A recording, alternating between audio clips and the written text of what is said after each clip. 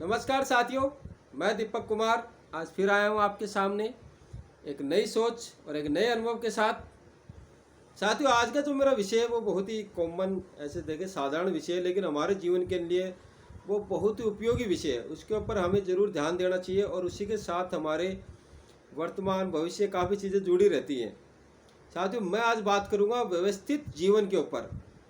व्यवस्था हमारे जीवन के अंदर क्यों आवश्यक है और उसको जब वो व्यवस्था अव्यवस्था में बदलती है तो हमारे जीवन के अंदर क्या क्या परिवर्तन आते हैं, हमें किन किन चीज़ों से गुजरना पड़ता है, उन सभी चीज़ों के ऊपर मैं आज आपके साथ बात करूंगा। साथियों, सबसे पहले तो साथियों मैं आपको एक उदाहरण देकर बताना चाहूँगा कि व्यवस्थित जीवन का एक जीता जाता उदाहरण कैसे देखते हैं। जैसे साथियों, हम किसी रिश्तेदार के घर गए और जैसे हम उसके द्वार के ऊपर पहुंचते, उसके घर के दरवाजे पहुंचते, तो हम देखते हैं कि बाहर सारी चप्पलें ऐसे इधर उधर, जूते ऐसे निकले हुए पड़े हैं, उल्टे सीधे कोई टेढ़े मेढ़े।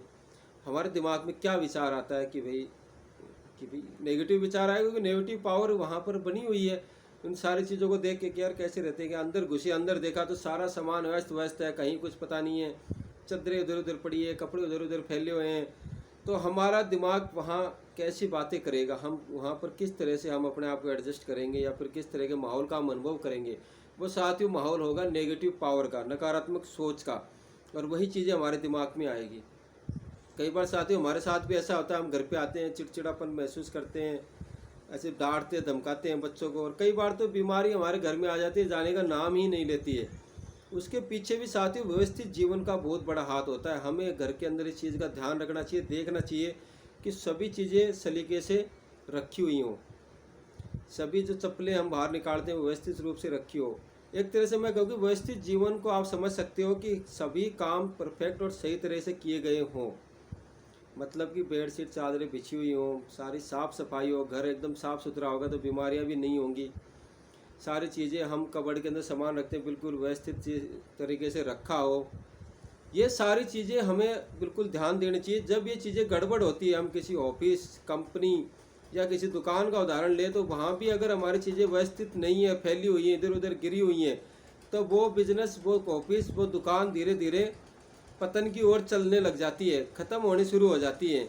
उसका पीछे का रीज़न भी वही है कि वहाँ पर नेगेटिव पावर का सोर्स बढ़ जाता है, नेगेटिव पावर वहाँ बढ़ जाती है।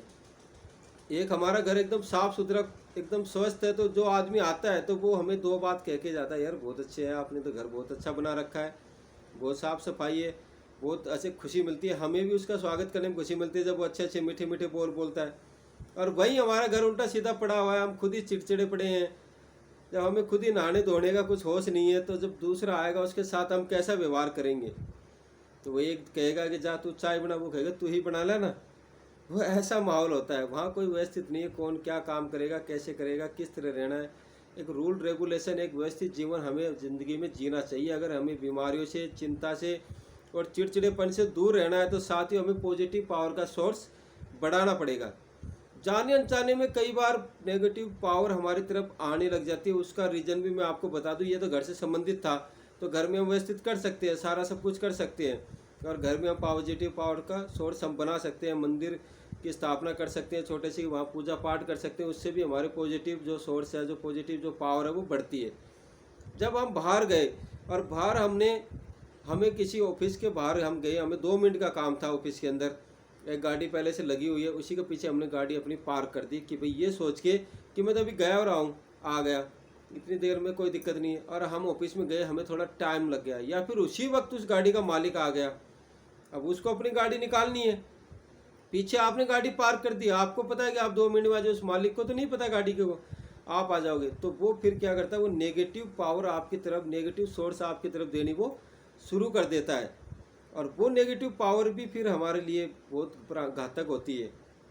उससे भी हमारे शरीर के अंदर और हमारे मनों में भी, इनके अंदर काफ़ी परिवर्तन आते हैं। इसलिए साथियों हमें छोटी छोटी इन बातों को भी ध्यान रखना कि हमारे कारण किसी और को कोई दुख तकलीफ ना हो, ताकि हम उनकी दी हुई नेगेटिव पावर से भी बच सकें। एक साथियों छोटा सा प्रयोग हम और कर सकते हैं घर के अंदर, अगर नेगेटिव पावर ऐसी आ जाए घर के अंदर जिससे कि हम व्यवस्थित तो हैं पूरे, लेकिन फिर भी घर में बीमारी जाने का नाम नहीं रही, या फिर दुख तकलीफ कुछ है, तो जो कपूर जो होता है साथियों, कपूर के बारे में कहा जाता है कि वो नेगेटिव पावर को बहुत जल्दी ख़त्म करता है। तो हम रोज़ाना सुबह नहा धो के पूजा करने के बाद या पूजा करते समय, पूजा के स्टार्टिंग में, कभी भी जब भी नहा धोने के बाद हम एक कपूर की बत्ती पूरे घर के अंदर अगर हम कपूर का धुएं को लेके घूमते हैं तो उससे भी हम नेगेटिव पावर को ख़त्म कर सकते हैं। आप ये प्रयोग करके देखना, आपको बहुत रिलीफ, बहुत फ़ायदा पहुँचेगा कपूर वाला प्रयोग। दूसरा, मैंने आपको बताया कि किसी को भी तकलीफ़ हमारे कारण ना हो, ऐसा हमें काम करना चाहिए कि भाई मैं खुद तकलीफ़ सहन कर लूँ, लेकिन किसी को तकलीफ़ मेरे कारण, मेरे काम के कारण नहीं होनी चाहिए, नहीं तो उससे भी नेगेटिव पावर हमारी तरफ आएगी। हम पूरे घर को व्यवस्थित रखते हैं, सब कुछ सही रहता है, सदा सच बोलते हैं, सारा काम करते हैं, मगर हम कुछ काम ऐसा कर रहे हैं जिससे दूसरे को तकलीफ़ हो रही है, उससे भी हम सुख शांति से नहीं जी सकते। उसकी दी हुई जो बद्दुआ, जो इस कहते हैं नेगेटिव पावर जो है, वो हमारे लिए घातक होती है, हमारे काम में वो बाधा डालती है। तो साथ ही इस चीज़ का भी हमें ध्यान देना चाहिए। और ये सारा काम हम सही कर रहे हैं, फिर भी मान लो कई तरह की नेगेटिव पावर ऐसी ताकतवर होती है, वो हमारे घर में प्रवेश कर जाती है, उसको दूर करने के लिए मैंने कपूर वाला प्रयोग आपको बताया। आप रोजाना अपनी दुकान में, ऑफिस में, घर पे ये प्रयोग कर सकते हो। कपूर की एक बत्ती जला के उसको पूरे घर में घुमा सकते हो, उससे भी नेगेटिव पावर खत्म होती है। तो साथियों, आज के लिए इतना ही। फिर एक नए विषय, नए सब्जेक्ट के साथ आपके सामने आऊँगा। कोशिश करूँगा आपको और नई नई जानकारी, नए नए अनुभव देने की। अगर आपको मेरे को किसी बात का बुरा लगे, गलत मैंने कुछ कहा हो तो उसके लिए माफ़ करना। और आगे मेरे को कौन सा विषय पे क्या वीडियो बनाना चाहिए, क्या करना चाहिए, उसके लिए आप मुझे सजेशन दे सकते हैं, कमेंट्स कर सकते हैं। साथियों, आज के लिए इतना ही। धन्यवाद। जय माता दी।